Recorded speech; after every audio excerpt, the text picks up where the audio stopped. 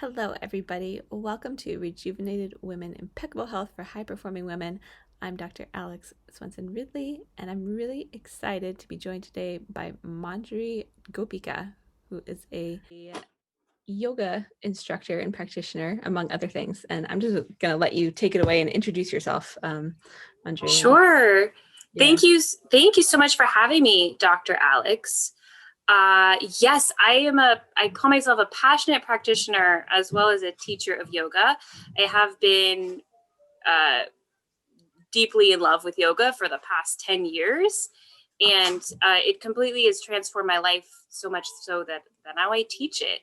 I've been fortunate enough to have studied with really wonderful yoga teachers in the classical lineage, and also have been able to travel to India 4 times and study with one really renowned swamis in the philosophy of yoga. So it's completely part of my mind and part of my heart. So thank you for inviting me to speak about it. Yeah, super awesome. I'm really excited to have you here. And, we were talking before we hit record, and I kind of shared I've been on a little bit of my own yoga journey just starting this year and found it's so much more than just exercise or flexibility or, and we were talking a little bit about your story. So I'll have you Mm-hmm. share, what brought you into it and kind of those pieces that you really picked out that have brought you on your journey. I think it's Yeah. And interesting. you shared with me that your journey is rather recent and you've already made those discoveries, Yeah. which is exciting. So I started yoga in 2011, as I said. I had I'm a person who thinks about something quite a bit before I actually do it. I don't know why. It's just my makeup. So I had seen quite a few paparazzi pics of gorgeous, gorgeous movie stars with rolled up yoga mats under their arms. And I think that's how I first heard about yoga. And I thought, what, like Jennifer Aniston, and I want to do that. They look great. But I had never felt confident in my body. I was not an athlete growing up. In fact, I was whatever the opposite of an athlete is. The kid picked last for the PE team. That was me. I just was uncoordinated and just so anything athletic or anything working out based, I wanted to avoid. But around 2011, I went through a breakup, and I was living in New York City, where there's a yoga studio practically on every corner. You can't get away from it. So it was always like I'd wanted to do it, I had seen it. And I think when a big shift happens in your life, a big change or a big loss, it's sort of simultaneously you feel open and stuck at the same time.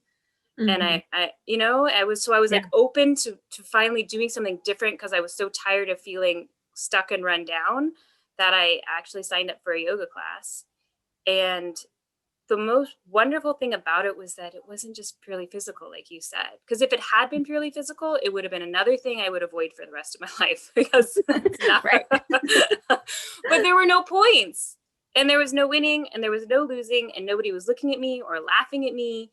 Um, it it was my own journey on my mat, and just continually showing up to that one class a week that became 2 classes a week, that became my whole life.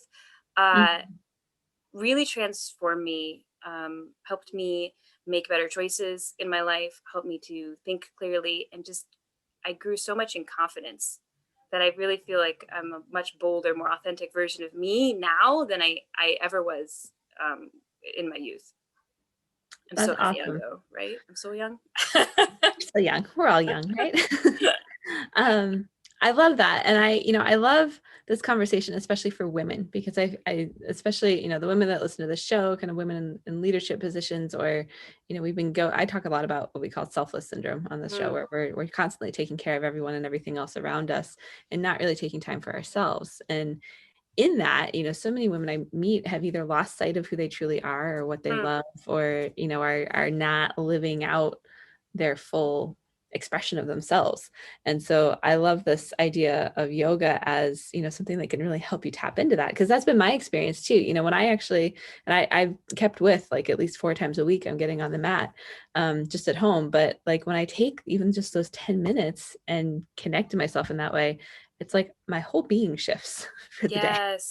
And I love that. So I don't you can add into any of this, but yeah. For sure. Oh, there's so many wonderful points you brought up. When you move differently and when you breathe differently, you begin to think differently. It's just Mhm. that simple. And I often tell students in my classes, it's like in a warrior two pose. A lot of my students are women, but I'll say, hey, you know how wide you need to be in this pose? If you stand with your arms out and your legs spread apart, your wrists need to be over your ankles. You need to take up space. How does a warrior stand? They say, notice me. I'm not afraid. And when you put yourself physically in that position of being open, but also just like you really committing to the pose, I mean, energetically things happen. And for sure, I'm a working mom. There are, it is hard, and you got like a little kid like banging on the door, and maybe you feel a little guilty. Gosh, should I go out? Like, they need me, but you need you. And the wonderful thing about yoga is that 10 minutes is a practice. There's Yeah. no rule that it has to be 60 minutes or 45 minutes, or, it's again, because it's not a race. It's not like you didn't complete a race or something. So 5 minutes, 10 minutes, it's a practice, and it's enough to transform your being and transform your day.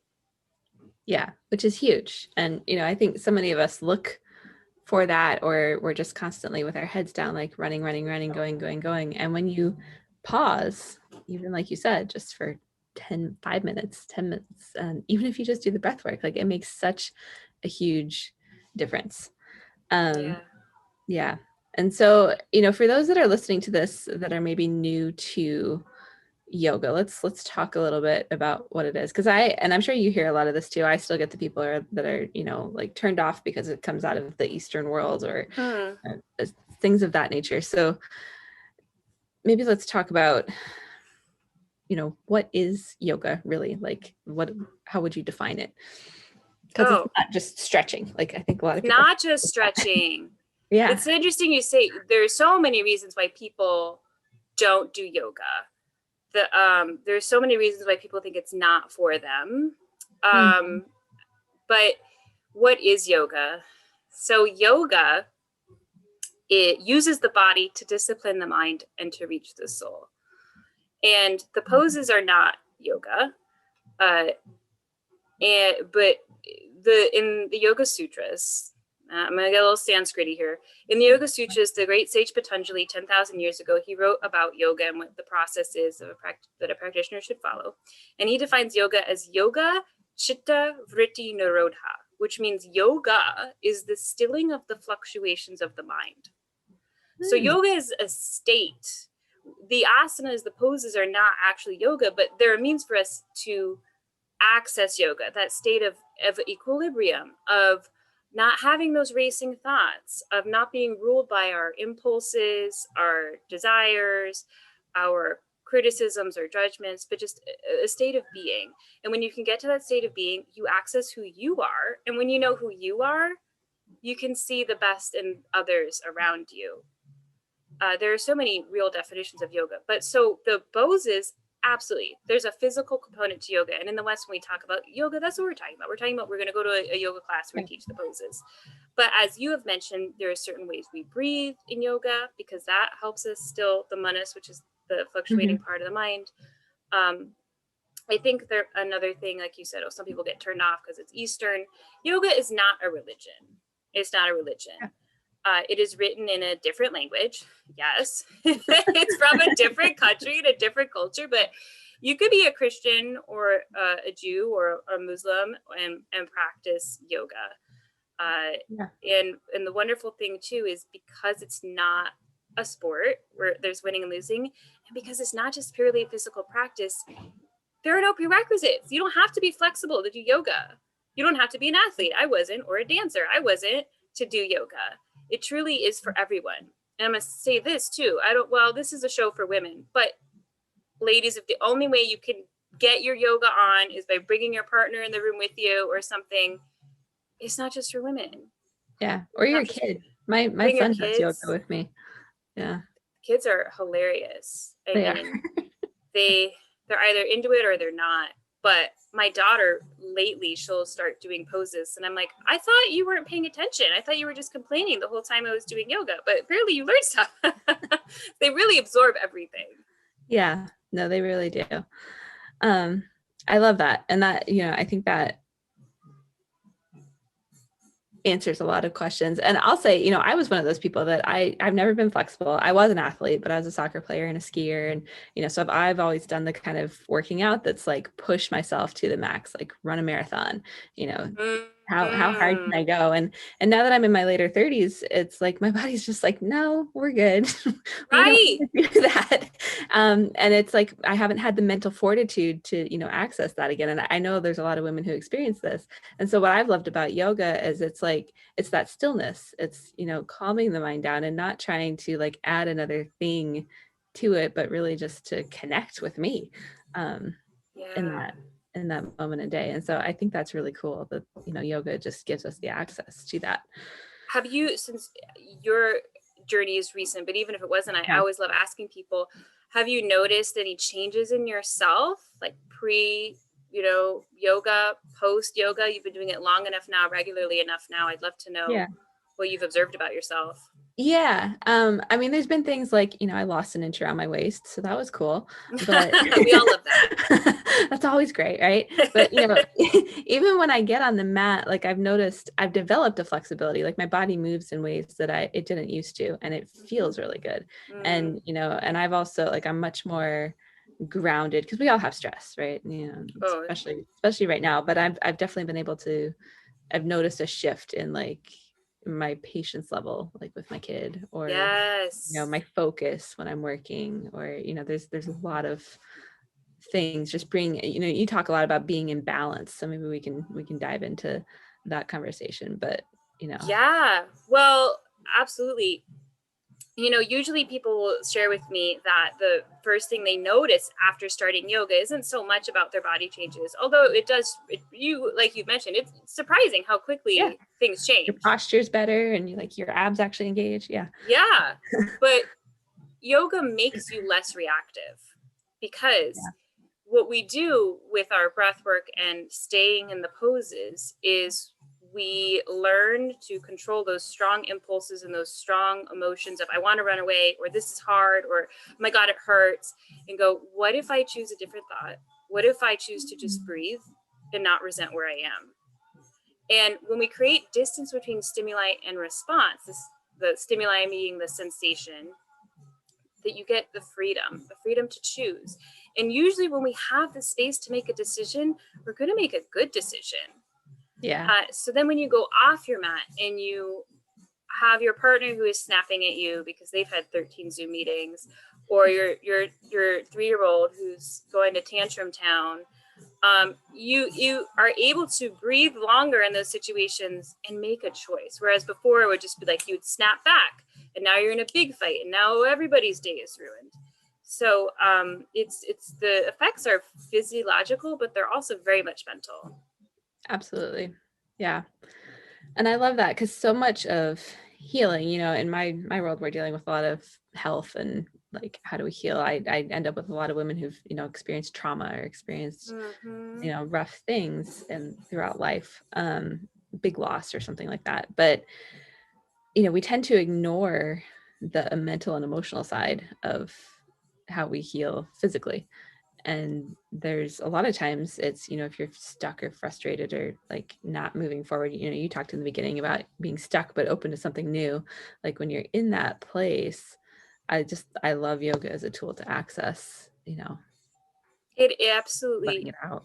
it absolutely is, and there are a lot of teachers who teach trauma informed yoga, Hmm.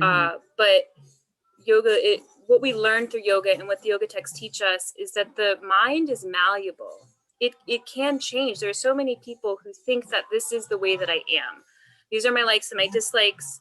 I react to things this way, and you just got to deal with it. But the yoga process teaches us that that's not true. There's a deeper part of you haven't accessed yet, and we can actually, you know, redo the pathways in our brain. We can create new paths, and that will foster healing and growth. Yeah, absolutely.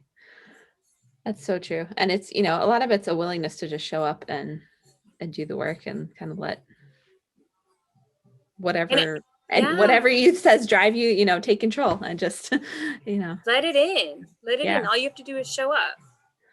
exactly. And that's one other thing I'll just share. Like for me, my breathing has changed. It used to Mm-hmm. be I would really struggle, especially if I was stressed, to get a full deep breath. Like I didn't know how to belly breathe. I didn't know how to fully engage my diaphragm and do all that. And after 6 weeks for almost 2 months of really practicing yoga, it's like I have access to that full breath and I can calm myself in any moment. And it's like it just Yeah. my energy's better, all of that stuff. So Yes. The yeah. breath is the king of the mind. There's a reason why when we get upset, people are like, okay, take a deep breath. Because Hmm. it resets your brain and it resets your nervous system. And just as you mentioned, there's a very specific way to breathe in yoga. And usually we think of breathing as just inhaling and exhaling. Right. But there are three parts to the breath. There's when you inhale, the lower belly expands, then the upper belly, then the chest. And on the exhale, the chest falls, lower belly falls, mid belly falls, lower belly falls. So it's just like this oceanic crescendo of Yeah. magic. Yeah. It really is. I love it.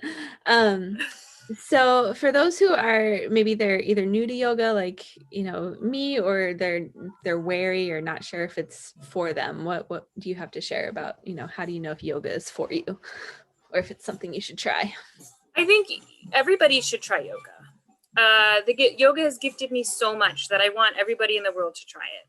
I think, if you have a particular concern, if it's health related, or I don't know, but you feel like maybe you don't know what you're doing, get a teacher. Yeah. No, teachers are here to teach. We're not here to judge and go, God, well, I guess they're not going to make the cut. There's so many, we're here to help you. I think a great thing too is to start slow. A lot of times people, to commit to your one class a week or commit to a few minutes each day.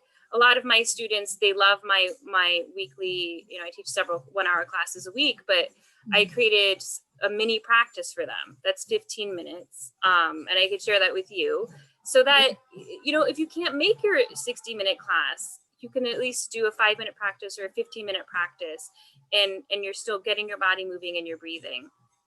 And I think the other thing that people need to realize about yoga is that it's not a spa treatment. I mean, you will feel better, but Yeah. I feel like people are really surprised when they try yoga and it's hard. And Yeah. they're like, wait a minute. Everybody said, do yoga. You're going to be so relaxed. You're going to feel so good. Nobody told me it's hard. So then they start going, I must suck at this. So the reason this is hard is because it's easy for everybody else except me, which isn't true. It's hard for everyone. When's the last time you tried something new? And it's part of the deal, actually. The poses are kind of designed to frustrate you so that you can recognize your thoughts and go, I'm going to breathe through this. And you'll find resilience and strength. That's what the practice does. It has to build strength in you, inner strength. And nobody ever built inner strength, at a massage parlor. I wish it was true, but Depends on so the massage, I will say. that's true. Some You of can them get really test your fortitude. yeah. No, but Um, yeah, I love that. And and I actually just last week on the show talked about resilience, because I've done a couple of interviews with some women around the dark side of resilience, and so we're what's talking the about dark side? What's the dark side of the resilience? dark. We can What is have that that? conversation later. So the dark side is where we use being strong and just powering through as a crutch and don't really deal with what we need to deal with. Feelings. Yeah, yoga is not in that category, I would say, just to clarify for my listeners, because it's really, I wouldn't say forcing, but kind of forcing you to, engage with yourself in a way where you're going to deal with that Oh and yes. let it out. Yeah. So Yeah. that's like a positive resilience that we're building here. Well, yes, that's a great point. Well, resilient people are able to manage strong emotions and strong impulses.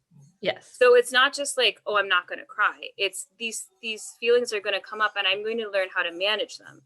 And through yoga, for example, let's take something more intermediate, which people listening, if you're starting your yoga journey, don't worry, this isn't going to happen in your first class, but let's say something like an arm balance, right? So nobody in the history of the world nails an arm balance the first time they try. Doesn't happen. You can, I don't care, no, name somebody. It doesn't happen. It's physically impossible. Yeah. What you have to do is you have to, well, you know how you get good at something? By never doing it. No, I'm just kidding. You have to do it over and over and over, but not in a way that hurts you, but just like you're going to have to continually show up, and you're going to have to confront a couple things that are going through your mind. 1, I'm going to die. 2, I am going to fall. 3, they're all going to laugh at me. You are going to fall repeatedly, but you're going to realize I did not die. I did not get injured. Nobody's laughing. And you're going to learn to, so in that example, you're learning, okay, I'm going to have these emotions, but they're not even true. And you're going to keep practicing, and you're going to feel proud of yourself that I actually tried this, and I'm still a worthwhile human being. Yeah. And one day you're going to figure out how to actually balance, because you've developed those muscles. And again, when you get off the mat and you start driving home, and then somebody cuts you off in traffic, you're not going to be as reactive. You're not going to go take it personally and, throw the finger up and start honking the horn. You're actually going to have a moment of space of going, how do I want to react to this? Because in that yoga mat, in that yoga class, you had a choice too. And guess what you didn't do? You didn't roll up your mat and storm out of the room and post on Facebook that yoga is stupid and you're never doing it again. So by having these experiences where you, in a very safe and controlled way, are witnessing thoughts and realizing you're resilient AF, life is just so much better. And I would say that's how yoga builds resilience. You're going to have feelings, and you're going to learn how to deal with them. And you're going to feel so much more confident because of that, regardless of whether you get on your hands or not. Yeah. No, I love that. And, that's kind of, I'm understanding more now what you originally said around, you're almost like tapping into your own growth and pushing yourself to grow as a person in your emotional state. And and that's the access to that. And so I really and it's yours. It's your growth. Yeah. So for any of our listeners that, I know you're pretty big on Instagram, it sounded like, right? Where can people connect with you if they want to have more yoga? More yoga. I am on Instagram, manjori.gopika.yoga. I also have a Facebook group called Real Yoga, where I post short pose tutorials and short classes to give people tools to live in rhythm with life, especially for all of you busy working moms out there.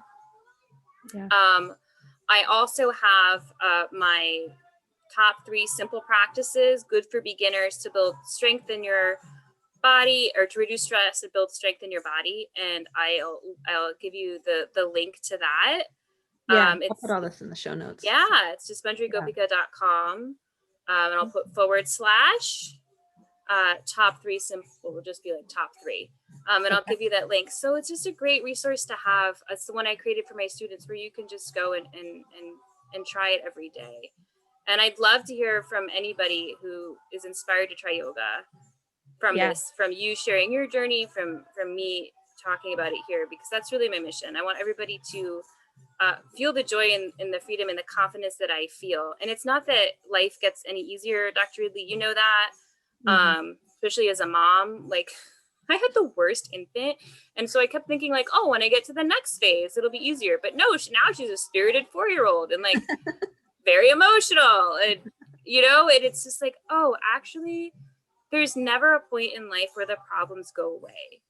But yoga gives us the tools to surf those waves and find the balance and the resilience to deal with it and still be happy about it.